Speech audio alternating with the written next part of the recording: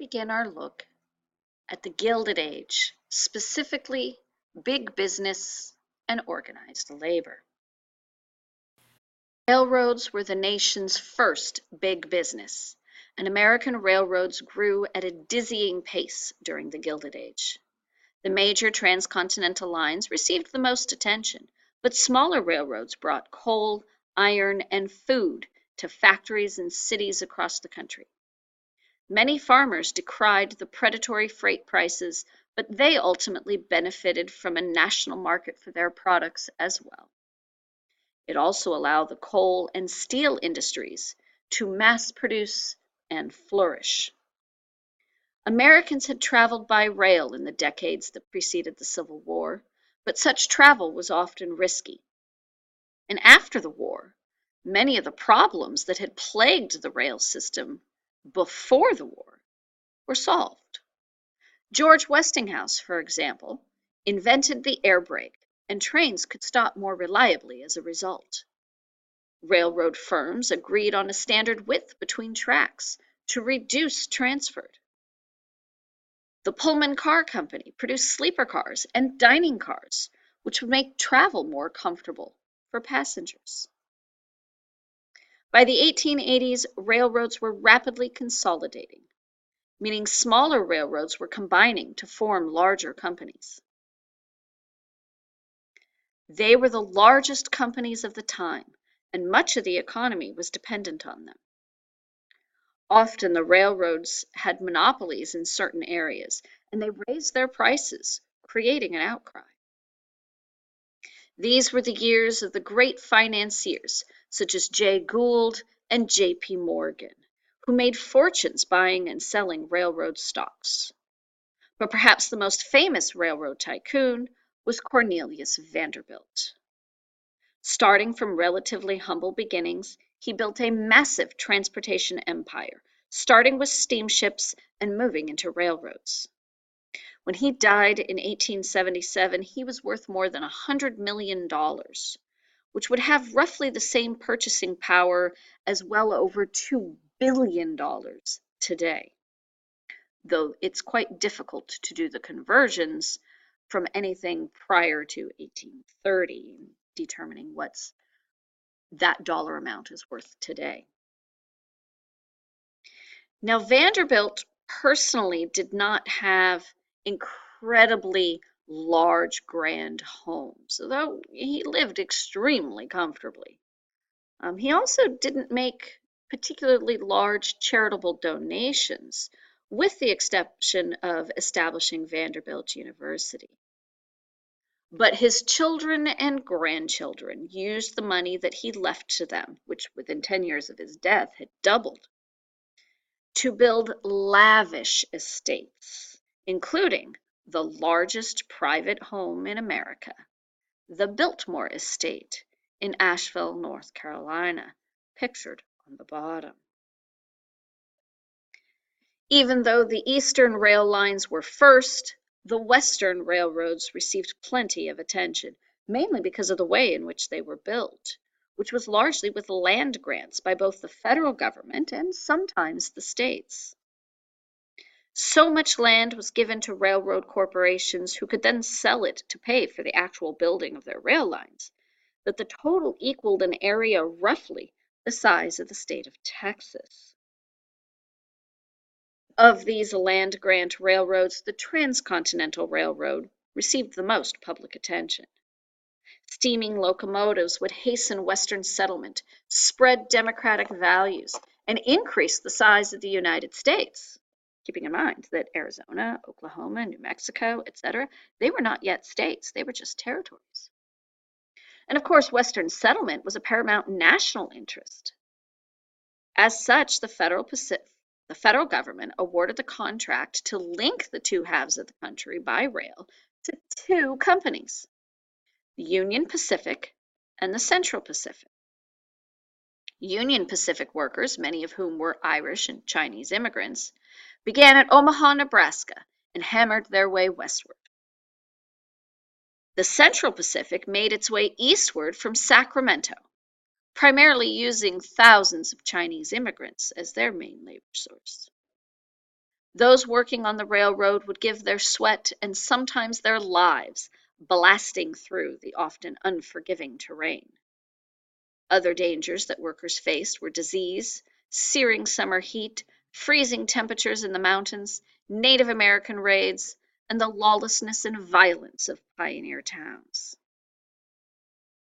The U.S. government declared that the two lines would merge at Promontory Point or Promontory Summit near Ogden, Utah. On May 10, 1869, Leland Stanford, representing the Central Pacific Railroad, was provided the honor to hammer a golden spike into the ground that marked the completion of the coast-to-coast line. Celebrations erupted locally and across the land. Even the Liberty Bell would toll to commemorate the occasion. Soon other transcontinental lines would be constructed to travel across the continent, and it made travel overall simpler, less expensive, and much faster than by the old Conestoga wagon. The 1880s and 1890s would be the years that the rail lines would become the backbones of American commerce. You could now ship anything, anywhere in the United States in a matter of days.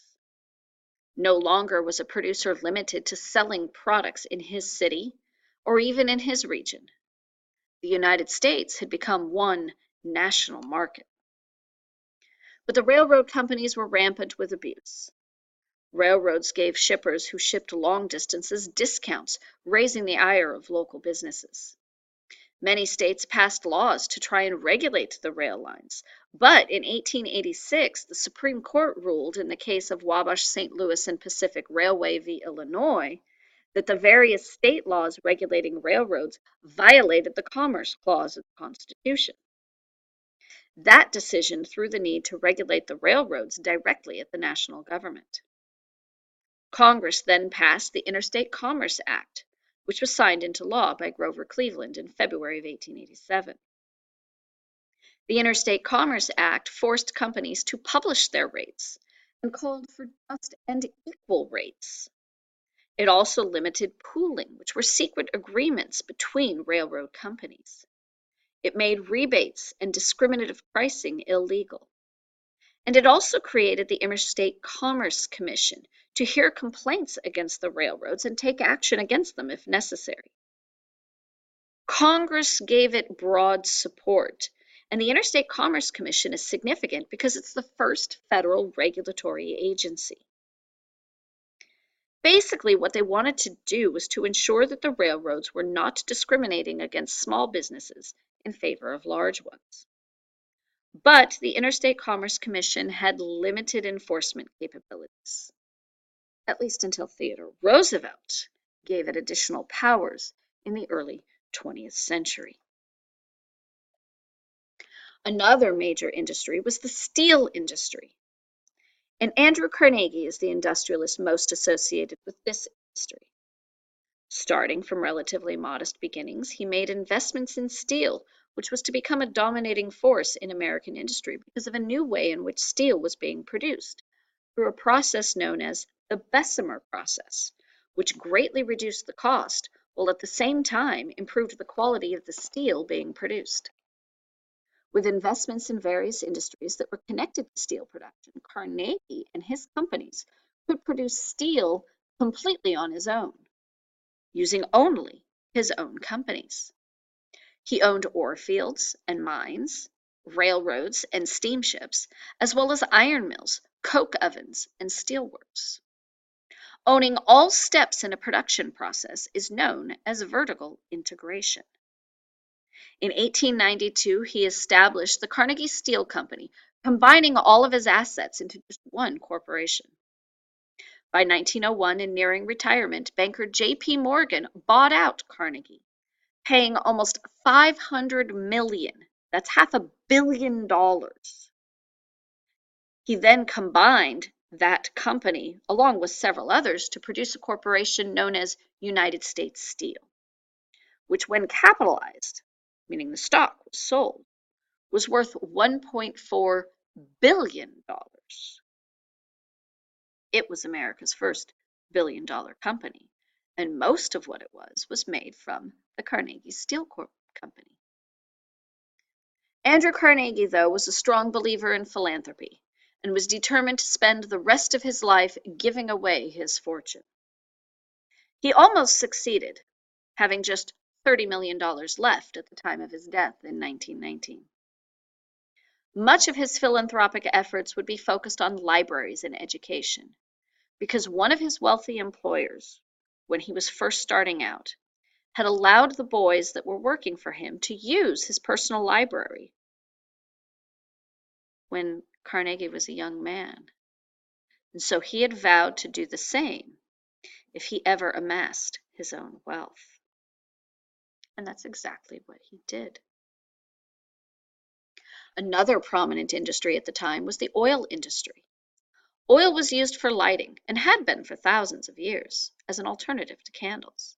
Various fuels had been used, but during the early to mid-19th century, whale oil was a common choice.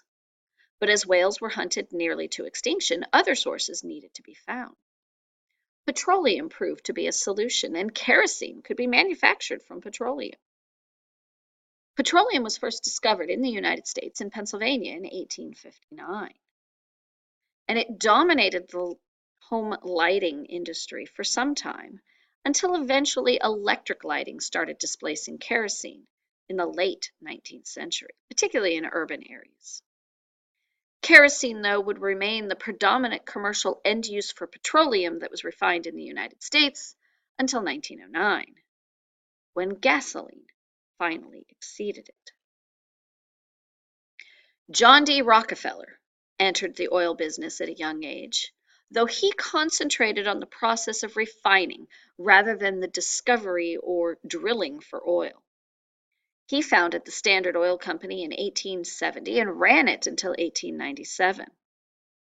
He did things quite a bit different than Andrew Carnegie and focused his companies on just one step in the overall process of the production in the petroleum industry, and that was the refining process.